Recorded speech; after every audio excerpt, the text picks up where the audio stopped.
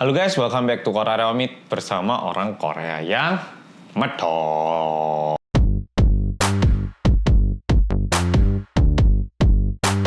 Follow-follow mungkin sudah banyak yang melihat postingan artis-artis Korea, bahkan termasuk BTS memposting hashtag 정인아 미안해, yang artinya maaf Jongin. Sebenarnya siapa sih Jongin ini? Nah, langsung aja aku tunjukin dua foto yang ada di sini. Nah, di sebelah kiri ini merupakan foto anak ini sebelum diadopsi oleh orang tua angkatnya. Sedangkan foto di sebelah kananku ini merupakan foto Jongin setelah diadopsi oleh orang tuanya. Mungkin Pol-Pol udah bisa membayangkan alur ceritanya kayak apa, tapi langsung tak ceritakan. Singkat ceritanya, ini merupakan kasus kekerasan pada anak kecil, bahkan balita bawah 5 tahun. Ini memang merupakan kasus yang bisa dibilang susah-susah mudah, karena memang setiap orang tua memiliki caranya sendiri dalam mendidik anaknya. Ada yang mungkin dengan cara memaki, ada juga yang dibiarkan, ada juga orang tua yang memilih untuk memberi sedikit sentuhan fisik dalam mengajarkan apa yang baik dan apa yang buruk. Namun di kejadian kali ini kita bisa melihat dua orang tua yang mengadopsi anak dan memperlakukannya tidak pantas dan bahkan disiksa hingga meninggal. Kejadian kali ini lagi-lagi dibahas oleh program TV yang begitu terkenal di Korea karena memiliki kemampuan analisa dan juga menyelidiki yang sangat baik, yaitu program TV yang namanya Kgosi Algo Shipta dari TV SBS.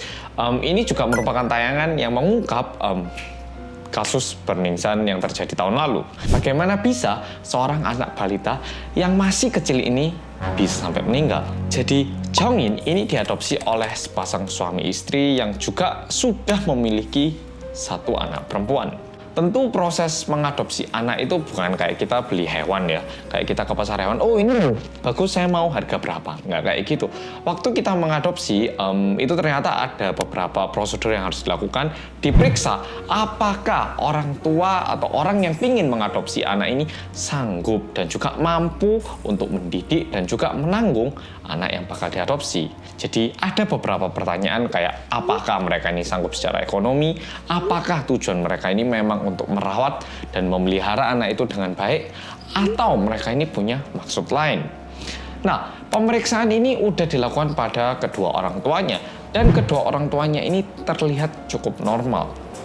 Si ibu ini bekerja sebagai penerjemah dan pernah studi di luar negeri, lebih tepatnya di negara Amerika, dan sering melakukan kerja sukarela dengan suaminya, dan bahkan suaminya itu juga sering membantu.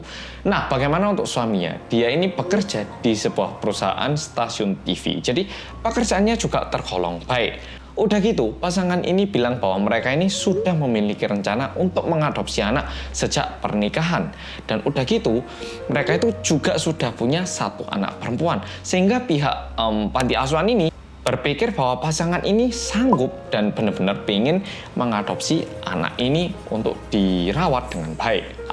Tadi aku juga lupa bilang bahwa mereka ini juga sebuah pasangan yang terlihat begitu baik karena imannya itu katanya terlihat baik. Mereka ini rajin ke gereja. Aku bilang rajin ke gereja loh ya. Dengan ini aku juga mau bilang bahwa orang yang rajin ke tempat ibadah itu tidak selalu berarti tingkah lakunya baik.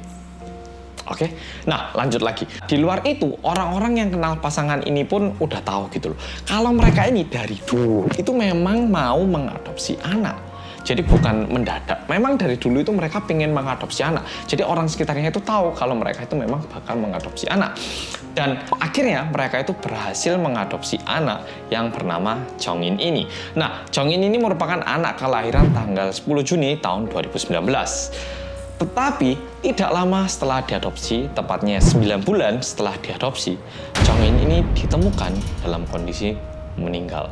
Lebih tepatnya pada tanggal 13 Oktober tahun 2020. Sekarang, yang menjadi masalah adalah tuntutan hukumannya. Yang suami ini dihukum cuman sebagai hukuman kekerasan pada anak. Sedangkan yang istri dengan tuntutan melakukan kekerasan pada anak yang mengakibatkan kematian. Nah, di sini mungkin banyak polo-polo yang udah ngira Hukumannya udah bener nggak sih? Apa masalahnya Mas Anzo? Kan udah bener. ya toh. Jadi ini perlu tak perjelas lagi, oke? Kalau seseorang membunuh orang, itu hukumannya bisa beda-beda tergantung dari bagaimana motivasi pembunuhannya. Misal nih, aku ini mendorong si A. Ternyata diakibatkan doronganku ini, si A meninggal. Ini disebut pembunuhan yang tidak disengaja. Tetapi kalau misalnya aku itu hari ini mau membunuh si A, udah tak rencanakan dengan cara didorong, memang cara pembunuhannya sama-sama didorong, hasilnya juga sama. Tapi motifnya berbeda. Yang pertama tidak sengaja, yang kedua memang ingin untuk membunuh seseorang, sehingga hukumannya itu beda banget. Hal ini juga sama terhadap kejadian kali ini. Orang-orang warga Korea ini pengen mama angkatnya Jong In ini juga diberlakukan hukuman pembunuhan, karena ini bukan lagi pembunuhan yang tidak sengaja. Kita orang Korea itu pengen ini orang dihukum dengan hukuman yang berat, dengan hukuman tuntutan membunuh anak kecil, dan juga identitasnya ini dibuka. Siapa sih dua orang ini? Dan apalagi korbannya itu merupakan anak yang masih berusia 16 bulan. By the way, di Korea kalau misalnya melakukan kejahatan, nggak semua penjahat itu muka dan namanya diekspos, oke? Jadi biasanya itu masih di blur, namanya juga nggak diberitahukan, orangnya asli mana, ininya dirahasiakan, oke? Pokoknya sidang ini masih berlanjut dan akan dilakukan pada tanggal 13 Januari yang mendatang. Sehingga sekarang itu sebenarnya banyak banget orang-orang yang mengirimkan pesan tertulis ke pengadilan agar tuntutannya ini diperberat. Bahkan kakak keduaku kan juga punya anak yang usianya mirip ya sama Jong In, sehingga itu merasa lebih tersentuh dan menuliskan pesan agar hukumannya ini tidak diringankan, kalau bisa diperberat. Nah, sekarang lanjut lagi ke ceritanya. Jadi, tindakan apa sih yang sebenarnya dilakukan oleh orang tua angkatnya ini kepada Jong In sampai Jong In ini meninggal? Pertama, laporan dugaan kekerasan pada anak sebenarnya sudah dilakukan sebanyak 3 kali. Artinya apa? Seseorang melihat kayaknya anak ini mendapat atau diperlakukan tidak baik di rumahnya. Kok kayaknya ada luka lebam-lebam, ada memar-memar. Kita kan bisa melaporkan kan ya. Nah, laporan ini udah dilakukan 3 kali. Kapan aja? Semuanya di tahun 2020 pada tanggal 25 Mei, 29 Juni, dan juga tanggal 23 September. Nah, mungkin Polo-Polo mikir sekarang, Loh, udah dilaporkan 3 kali kan, seharusnya polisi ataupun badan yang berwenang itu udah bergerak. Lah kok bisa sampai anaknya meninggal, ini kenapa? Seharusnya ketika ada laporan tentang ini, ketika seorang anak ini diduga mendapatkan perlakuan yang nggak tepat, seharusnya orang tua sama anaknya itu harus dipisah, oke? Karena kalau misalnya setelah ini dikembalikan lagi, anaknya bisa apa? Coba pasti disiksa lagi kan ya, karena orang tuanya marah. Seharusnya itu dipisah. Tetapi polisi yang menangani kasus kali ini kurang profesional, sehingga setiap kali ada laporan, Jong In ini dikembalikan lagi kepada orang tuanya. Orang tuanya tambah marah lagi. Kok ada yang berani-berani yang ngelaporin aku? Anaknya tambah dipukul lagi. Nah, poin kedua, di sini aku mau memperjelas laporan 1, 2, 3-nya kayak apa. Laporan pertama ini sebenarnya dilakukan oleh guru taman kanak-kanak. Namanya aja guru di taman kanak-kanak kan ngerti ya. Ini anak yang sehat dan anak yang nggak sehat. Ini anak yang mungkin kemarin sedih, anak yang sekarang lagi happy, itu ngerti. Pertamanya, guru-guru itu melihat kayak ada luka gitu loh di bagian mukanya. Kayak ada sedikit kayak bekas habis dipukul gitu. Terus guru-guru ini nyoba taruh telapak tangan, apa ukurannya itu pas kayak tamparan tangan gitu loh. Ditaruh tangan, ya kayak tamparan juga. Tapi guru-guru ini juga mengira kok kayaknya ini juga mirip dengan telapak kaki orang dewasa. Jadi kayak ada luka bekas, nggak tahu itu tamparan atau ditendang pakai kaki gitu loh ya, di bukanya sini. Dan udah gitu ditemukan juga luka-luka di telinganya gitu. Nah, mungkin Polo-Polo banyak yang nggak paham. Kok ada luka di telinga itu kenapa? Aku juga pertamanya waktu nyari tahu itu nggak paham.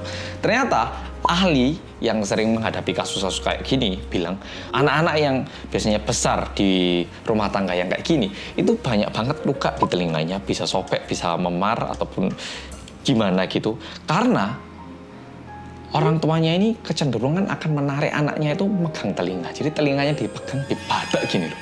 Sehingga telinganya itu memar-memar. Oke, nah guru-guru yang melihat ini kayak merasa kok kayaknya anak ini nggak dirawat ya sama orang tuanya. Akhirnya laporan pertama ini dilakukan. Polisi datang dan ternyata cuma dikembalikan kepada orang tuanya dan orang tuanya tidak terkena hukuman. Setelah itu, hasilnya itu menjadi malah negatif. Orang tuanya ini jadi lebih negatif, lebih sensitif dengan guru-guru di taman kanak-kanak. Udah gitu, Jongin sempat tidak masuk ke taman kanak-kanak selama 2 bulan. Jadi guru-gurunya itu malah jadi berhati-hati gitu loh. Seharusnya kan nggak diberitahu yang membuat laporan siapa dan gimana. Kalau bisa sama polisi itu dipisah. Ini yang laporin siapa juga tahu, dan akhirnya anaknya pun ya cuma dikembalikan kepada orang tua, ya nggak guna toh. Jadi anaknya malah lebih sakit lagi, dan 2 bulan setelah itu anaknya ini kembali dalam kondisi berat badan lebih ringan 1 kilo. Padahal di masa-masa itu kan merupakan masa-masa pertumbuhan yang harusnya itu naik terus gitu loh. Nah, untuk laporan kedua, sebenarnya laporan kedua ini tidak dilakukan oleh orang yang kenal Jongin. Cuman ada orang, dia itu lagi jalan, ngeliat kok ada anak balita ini ditaruh di mobil gitu loh, sendiri, ditinggal. Nah, akhirnya orang ini ngelaporkan ke polisi, polisi datang.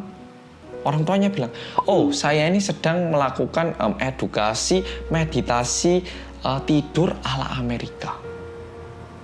Sehingga dibebaskan lagi. Ini gobloknya polisi kayak gitu ya. Seharusnya kan kalau udah ada 2 laporan terhadap satu anak, seharusnya kan ditinjau lebih, tapi sayangnya 3. Laporan ketiga ini sebenarnya dilakukan oleh guru taman kanak-kanak lagi. Dan di laporan kali ini guru-guru sudah lebih yakin lagi, banyak banget luka-lukanya yang udah difoto. Dan akhirnya guru-guru ini membawa Jongin ke dokter anak. Nah, sampai di situ dokter yang lihat kondisi Jongin itu yang langsung bilang, ini pasti ada kekerasan. Ini kayak nggak mungkin kalau kayak luka nggak sengaja itu sampai kayak gini. Pasti ini itu entah dipukul atau mengalami suatu kejadian di rumah, sehingga dilaporkan kepada polisi. Dokter yang sudah memberikan istilahnya analisanya itu sebenarnya memberikan hak kepada polisi untuk memisahkan orang tua dengan anak. Tapi lagi-lagi kali ini Jongin dikembalikan kepada orang tuanya. Tahu nggak kenapa? Polisi yang melihat orang tuanya Jongin ini, dia itu mengenali. Jadi orang tuanya Jongin ini kan bekerja sebagai penerjemah, dan ternyata juga pernah muncul di televisi sebagai orang yang membantu proses pengadopsian anak gitu. Sehingga polisi bilang, nggak mungkin lah orang kayak gini melakukan kekerasan terhadap anak kecil. Nah, nggak apa-apa, dikembalikan ke orang tua. Makanya 3 kali dilaporkan tapi semuanya tidak berbuah baik. Nah, diakibatkan tindakan yang tidak bertanggung jawab ini, akhirnya 5 petugas polisi yang berhubungan dengan kejadian kali ini akhirnya mendapatkan hukuman yang cukup berat. Puncak dari kejadian ini yaitu pada tanggal 13 Oktober 2020, yaitu pada hari kematian Jongin sebenarnya. Dengan alasan anak yang masih berusia 16 bulan ini tidak mau makan, mamanya ini mukulin Jongin dari jam 9 pagi hingga 10.15 pagi. Jadi lebih dari 1 jam dipukuli. Dan setelah itu, karena tiba-tiba jantungnya Jongin itu berhenti, akhirnya cepet-cepet dibawa ke rumah sakit kan seharusnya. Ini enggak, malah naik taksi perginya. Dan sebelum naik taksi, dia itu tanya ke suaminya pakai SMS. Ini anaknya dibawa ke rumah sakit enggak ya? Ya kan sebagai bentuk kewajiban. Bukannya kayak cemas dan cepet-cepet, ini malah tanya suami dulu. Naiknya taksi, udah naik taksi karena supir taksinya itu merasa kayak, wah ini kondisi anak udah nggak sehat ini. Bu, sebaiknya kayaknya naik ambulans, Bu. Kalau naik taksi kan kita nggak bisa nerobos, mending naik ambulans saja. Ibunya malah kayak, masa sih kayaknya nggak parah loh. Tapi karena supir taksinya ini terus-menerus menyarankan, akhirnya mereka naik ambulans dan pergi ke rumah sakit sampai di unit gawat darurat. Nah, sesampainya di situ, untungnya dokter berhasil menyelamatkan Jongin sebenarnya. Dan setelah itu di X-ray. Setelah di X-ray, ternyata ditemukan ada sekitar 10 bagian tulang yang patah. Ada juga yang pernah patah dan nyambung. Alias, dulu itu udah pernah patah sampai nyambung sendiri gitu loh. Artinya apa? Udah mengalami kekerasan berulang kali. Dan juga di bagian perutnya sini penuh dengan pendarahan. Jadi lebih tepatnya pendarahan di daerah mesenteri. Aku nggak tahu ini bahasa Indonesianya apa, susah banget aku nyari. Pokoknya di bagian organ perut ini, di bagian organ internal ini, usus kecilnya juga sobek, usus besar juga sobek, pankreasnya terpotong sehingga perutnya ini udah iritasi, inflamasi, penuh dengan darah, ada udara juga. Dan ini di mata dokter itu udah pasti nggak mungkin hanya karena kecerobohan kayak anaknya tiba-tiba jatuh kayak atau nabrak apa, itu nggak mungkin. Karena pertama-tama tulang anak kecil ya, iganya itu katanya nggak kayak tulang kita yang dewasa yang keras yang mudah patah gini.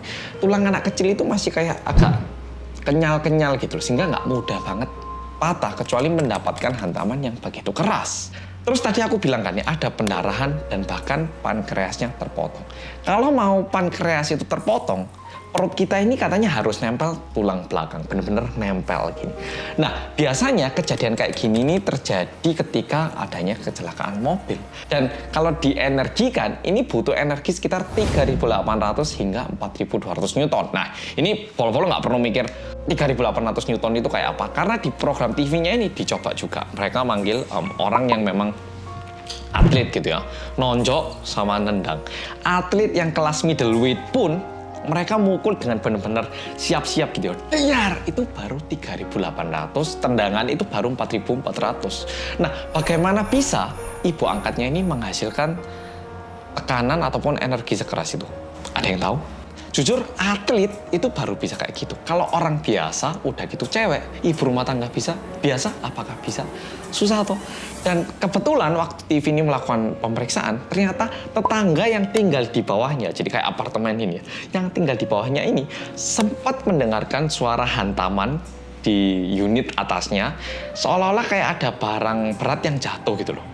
Dan mamanya Jongin ini ya cewek biasa yang berbobot sekitar 56 kg. Dan program TV ini mencoba gitu loh berpikir, gimana ya cara mudah untuk seorang perempuan yang berbobot 56 kg menghasilkan tekanan sekitar 3.800 hingga 4.200 Newton.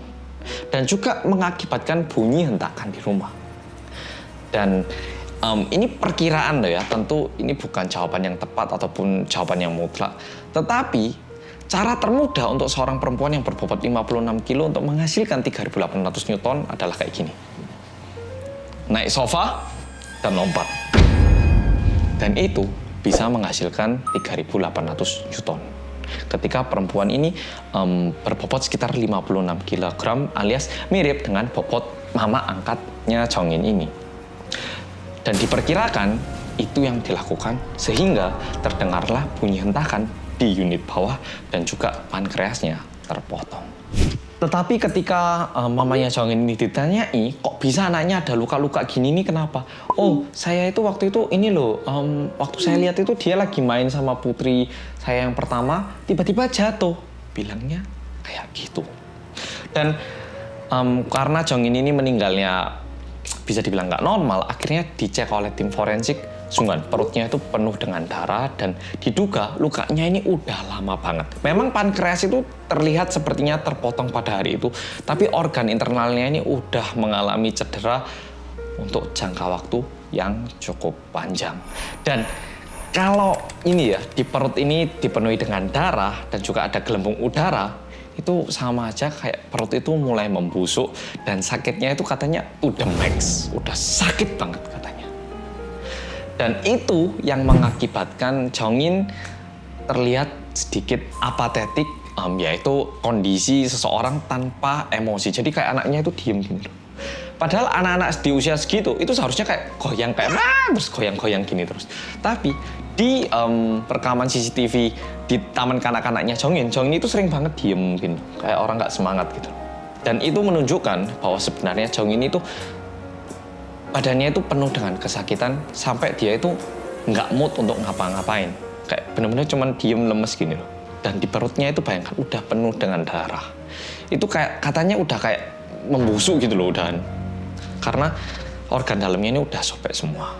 Dan hingga saat ini mama angkatnya ini bilang bahwa itu terjadi karena ketidaksengajaan.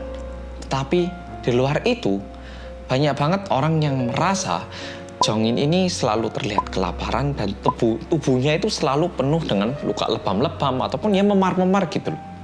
Tapi papa angkatnya itu malah membela mama angkatnya, bilang, oh kulitnya Jongin itu memang agak gelap, jadi orang-orang itu salah paham dan juga dia itu ada tanda lahirnya, makanya kelihatan gelap. Padahal kalau dilihat fotonya sebelum diadopsi, anaknya ini putih bersih, nggak hitam sama sekali.